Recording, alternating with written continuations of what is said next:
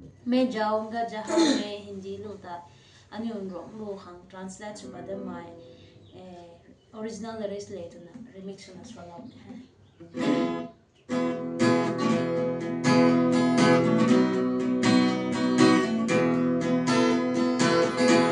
मैं जाऊंगा जहाँ में तेरी रोशनी के लिए तब दुनिया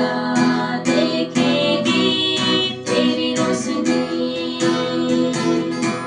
ai ta cuối bằng cần vui không nắng rơi ta ai buông ngã đất đi cầm đi mây đường ngoài rồi nắng riu gần ngày ta hong đi ra quan lát gần hai à phải cầm khăn gần mây đi cả lịch đi cả hiểm đại mai cả bằng cả tuổi